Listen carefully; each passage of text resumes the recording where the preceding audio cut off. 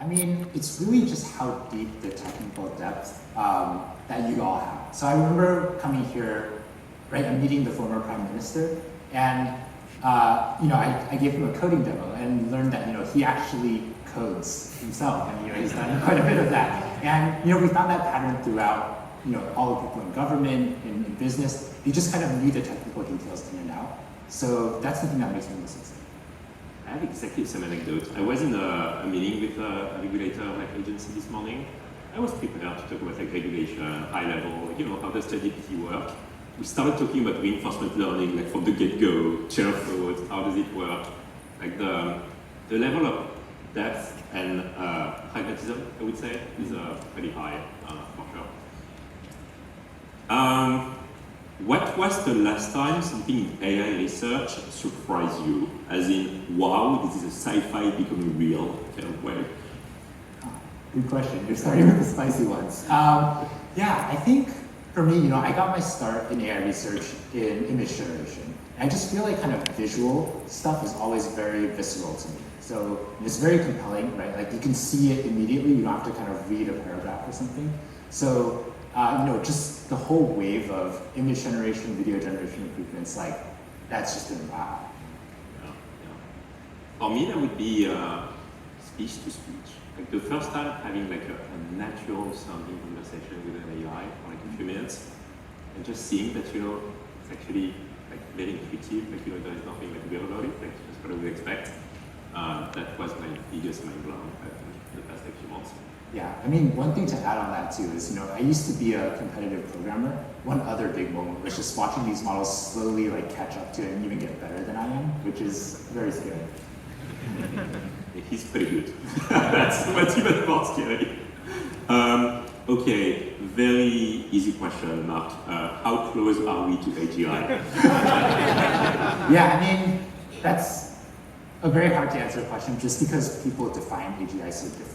Right? I think when you look at it from an economic lens, you already see our products providing a lot of economic value. Right? Clearly, OpenAI is one of the most valuable tech companies, and we are providing billions of dollars of value to real users today. I think there's a different definition too. I was able to perform well on benchmarks that capture kind of intelligence or the ability to kind of do general tasks. And it's interesting to see just 2 years ago, those kind of tasks that were the frontier tasks for AIs were grade school math problems. And today, they're the hardest PhD problems. So I do think, we're in the regime where these models are able to solve some of the most difficult exams that humanity has grappled with. How do we benchmark models once they solve PhD level problems? What's next?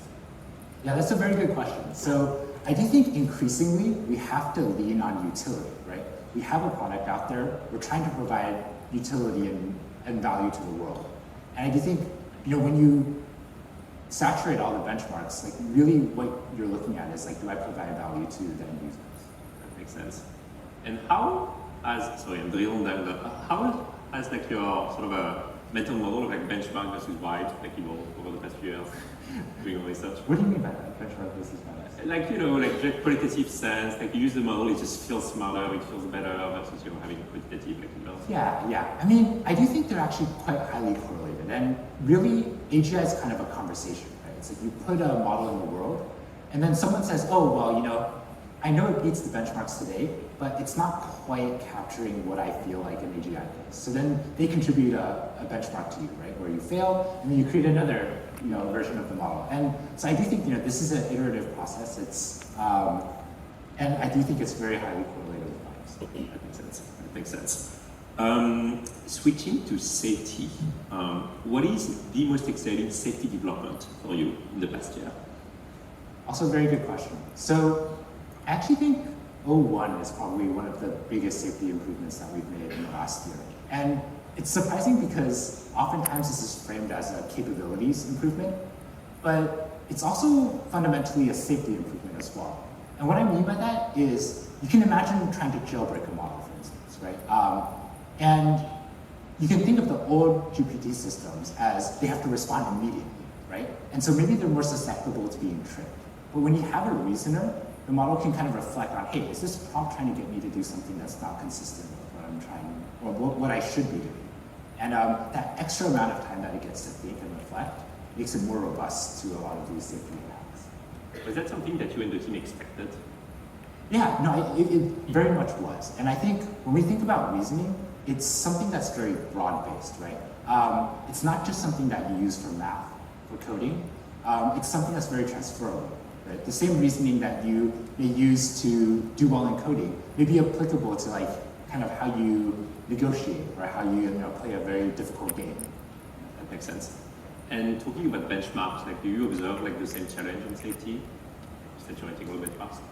Yeah, so I think the good thing is, safety kind of mimics this kind of adversarial attack framework. There, the attacks are fairly strong. So I do think we have a ways to go there. I will not claim, our models are perfectly robust.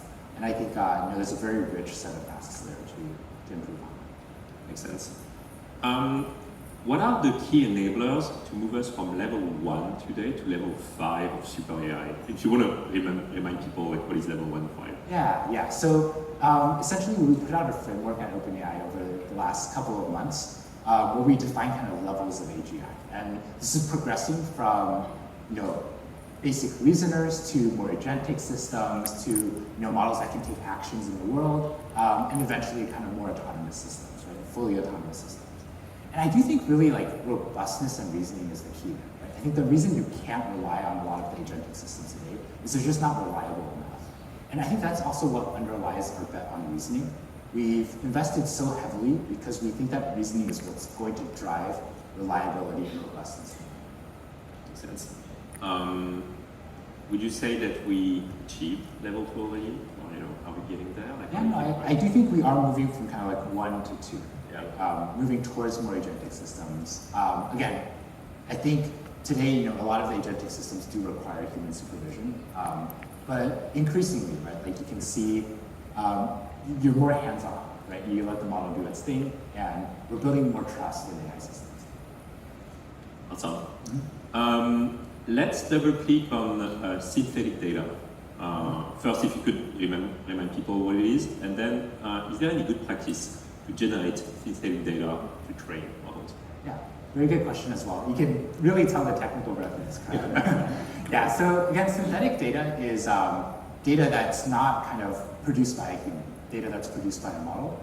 And oftentimes, you see the power of synthetic data in kind of like data poor or like low data quality style data sets. So one example where we've leveraged synthetic data is in training things like DALL-E 3.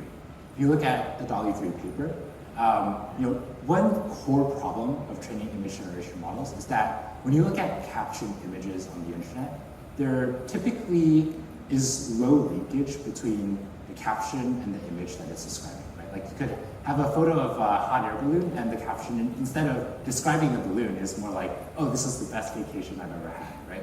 And I think in those cases, you can really leverage synthetic data, right? You can train something that's able to produce a high fidelity caption for your image, and you go and kind of regenerate captions for your entire data set. And we've shown approaches like this to work very well. And you can think of like other areas in which you have like poor quality on one side of your data set.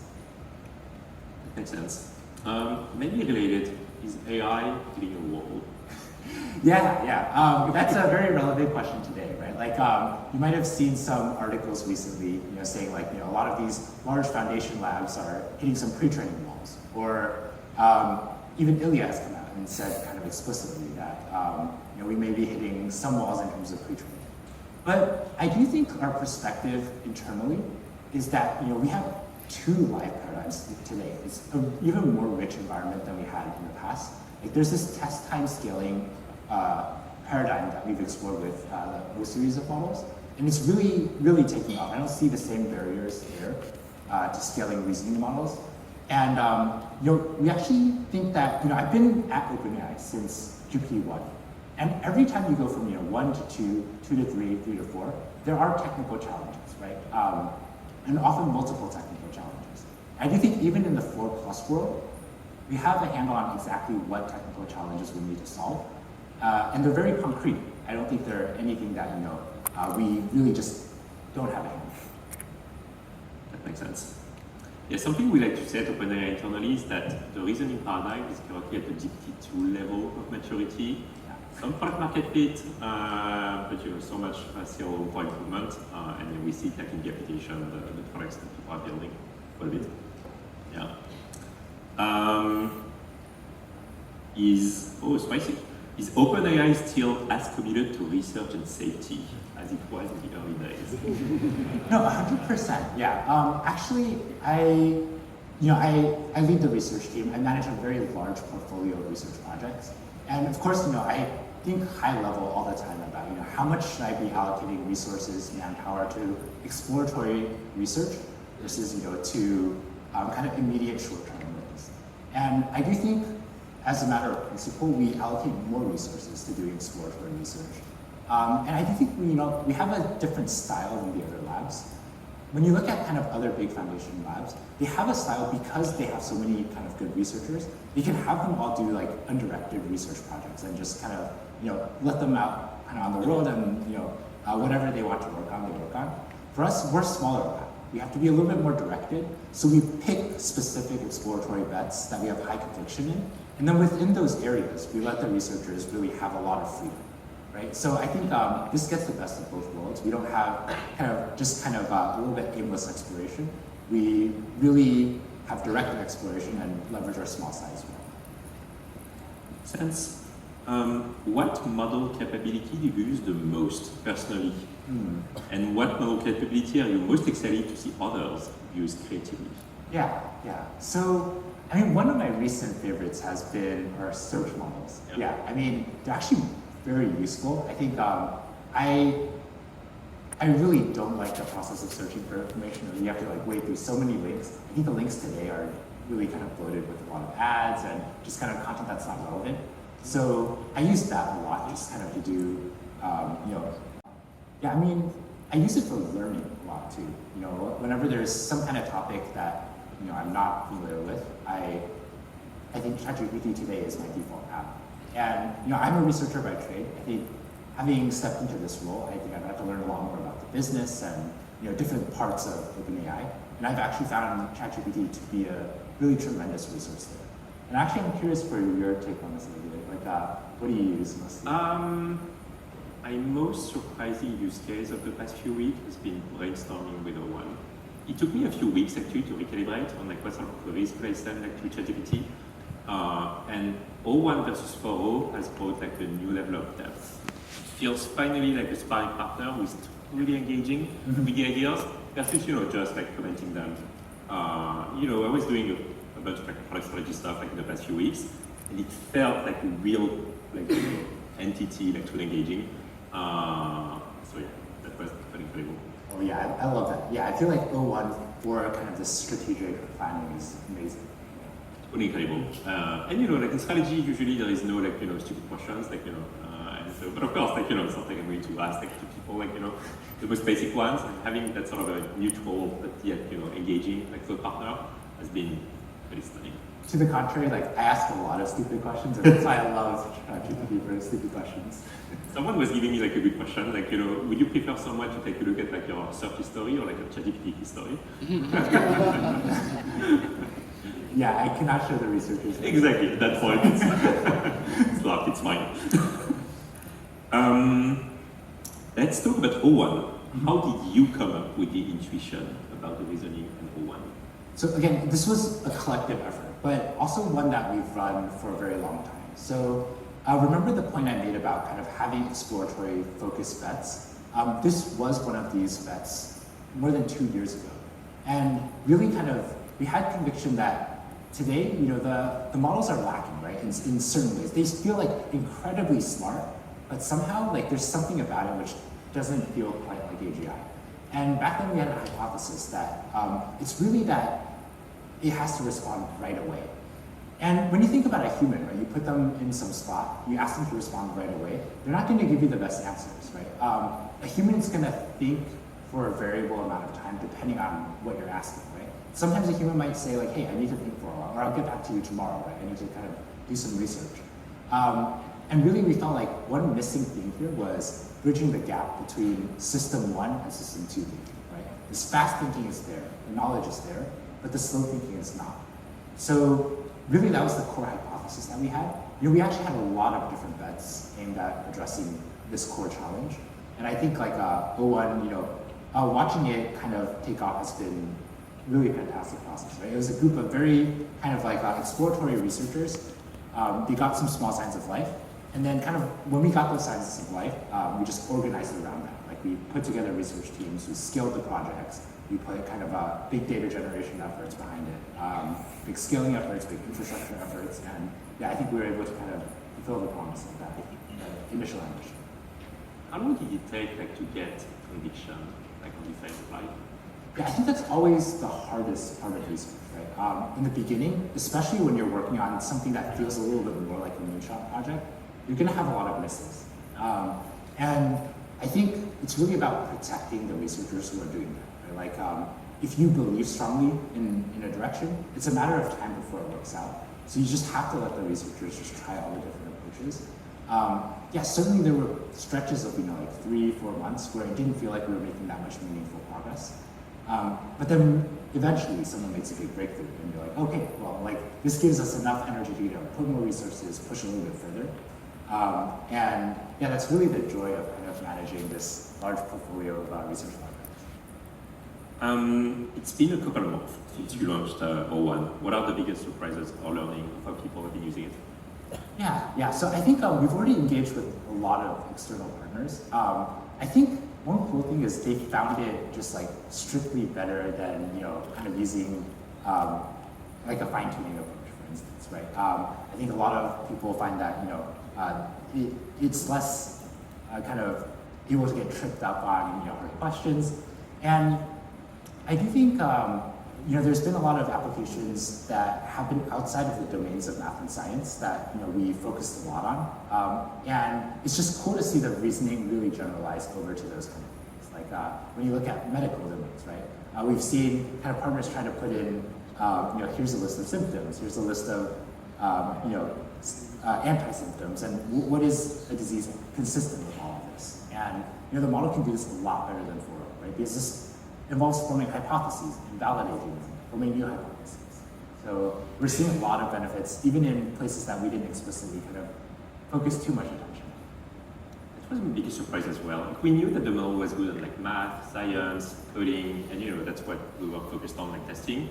But seeing the model work really well, on legal reasoning, which on paper seems pretty far away, but it's logic, that's been really amazing. And I'm sure there are many other topics dimensions, areas out there that we haven't fully tested yet. How quickly do you think we can get O models to everyone? In terms of custom O models. Custom. I think. So it's funny because at the moment when people customize models, fine-tune model, it's mostly superficial, right? For flow, it's mostly style, tone, formatting. I think O1 is a very different flavor of fine-tuning. It feels much more like an expert model that goes really deep on a specific task. So I expect the type of use cases that will be built on top of O1 fine-tuning will be very different. I think it's a matter of a month or two. That's sort of a,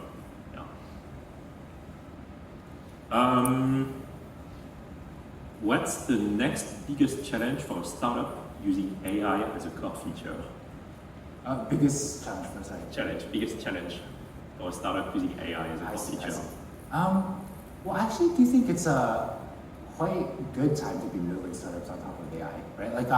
I think when you look at foundation model players, right, we focus on generality, right? And really at a company like OpenAI, it's impossible for us to go into every single vertical. And I think there's just so much room and so much work that you can do, kind of tailoring a model to be very functional in a particular domain. And I do think you're seeing that today, right? I think you see a rich ecosystem of startups kind of building on top of OpenAI for different types of applications.